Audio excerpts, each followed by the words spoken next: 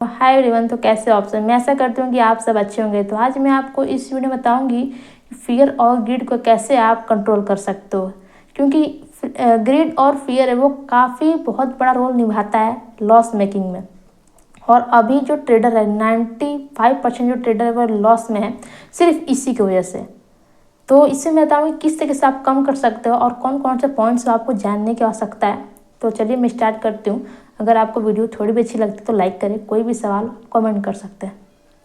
Fear पे हम बात करें तो हमें फियर कब लगता है, मतलब डर, जब हमें कहीं ना कहीं एक्सपीरियंस ना हो, जब हमें कहीं ना कहीं ज्ञान की कमी हो। अगर ज्ञान की कमी है तो कहीं ना कहीं आपको डर लगेगा ही लगेगा, और आप चाहोगे कि ज्ञान कम है और पैसा बढ़ा के इन्वेस्ट करो स्टॉक मार्केट में, तो पॉसिबल नहीं है।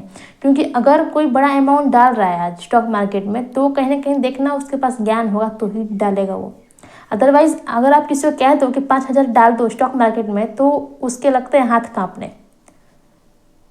तो आपके अंदर कॉन्फिडेंस भी आता है, तो क्यों आता है? ज्ञान के बेस पे। ज्ञान नहीं है तो कॉन्फिडेंस नहीं आएगा। तो समझना है कि हमें डर लगता है कहीं ना कहीं ज्ञान की कमी होना, लैक ऑफ एक्सपीरियंस की कमी होना, ठीक है। और लॉस का सबसे मेन रीज़न क्या है? हमारा डर है ना। और हम क्या करते हैं कि रिस्क से बड़ा हम और रिस्क उठा लेते हैं जिसकी वजह से हमारा जो सारा पैसा है वो ख़त्म हो जाता है और टेंशन अलग से रहता है और कॉन्फिडेंस कहीं ना कहीं लूज़ हो जाता है। आप देखना, जिसके पास ज्ञान है उसका कॉन्फिडेंस कभी डाउन नहीं होगा, बट जिसके पास ज्ञान नहीं है उसका कॉन्फिडेंस हमेशा ही लूज़ रहता है। ओके, इस बात को समझना है। तो ये स्टार्टिंग फेज में सबके साथ होता है, और ये ऐसा टॉपिक है फियर, ये सबके ही साथ सबके ही शुरुआती में कहीं ना कहीं एंटर किया है। तो इस बात को समझना है। और लॉस का मैंने पहले ही बोला कि सबसे बड़ा कारण क्या है? फियर, ठीक है। तो जो भी चीज़ें करनी है वो ज्ञान के बेस पे करनी है आपको। तो इसके आगे मैं बताऊंगी कि इसको कैसे आप ओवरकम कर सकते हैं। तो सबसे पहले रिस्क कम लो, और टेक्निकल और फंडामेंटल जो होते हैं उसको आपको सीखना है। फंडामेंटल से बहुत से हैं टॉपिक्स, टेक्निकल में बहुत से टॉपिक्स हैं।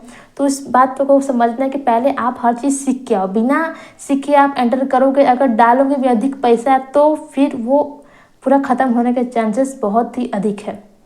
और स्टॉप लॉस हमेशा अप्लाई करो। बिना स्टॉप लॉस लगाए करोगे तो फिर दिक्कत हो जाएगी। ओके।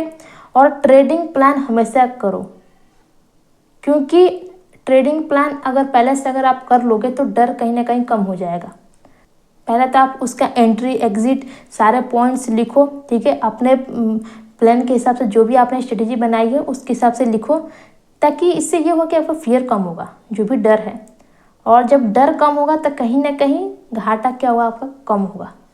समझ आ रही बात? तो इस बात को समझना है। और माइंडसेट आपको हमेशा ये रखना है कि स्टार्टिंग में ट्रेडर का लॉस होता ही होता है, और लॉस क्या है? ट्रेडिंग एक पार्ट है। आपको समझना है, इस तरीके से आपको समझना है। थोड़ा प्रोफेशनल टाइप का आपको समझो ना कि लॉस एक पार्ट है। तो ये रही, मैंने सब कुछ बता दिया किस तरीके से डर लगता है, किस तरीके से आप ओवरकम आ सकते हो। अब आते हैं ग्रिड पे। ग्रिड मतलब लालच। लालच में भी एक बड़ा पॉइंट है कि लालच, आपने एक बात ऑब्जर्व किया होगा कि जब हम स्टार्टिंग फेज में होते हैं ट्रेडिंग में खासकर, तो हम थोड़ा सा प्रॉफिट करते हैं तो हमारे अंदर कहीं ना कहीं ग्रिड डेवलप हो जाता है और चाहते हैं कि और पैसा मेरा बढ़ जाए। और जब पैसा बढ़ने के चक्कर में जब आप और पैसा डालते हो तो फिर दिक्कत क्या होता है? वहाँ पे जो आपने डाला है वो भी ख़त्म। पहले का प्रॉफिट वो गया, प्लस जो अभी कैपिटल डाला वो गया। तो इसलिए कहते हैं ग्रिड को आप कंट्रोल करके रखो, और टारगेट हमेशा फिक्स रखो कि मुझे इतने टारगेट लेकर ही निकलना है। ये नहीं कि और जाएगा, क्या पता और जाए। तो और जाने के चक्कर में प्रॉफिट होना हो लेकिन लॉस में लेकर जरूर निकलोगे।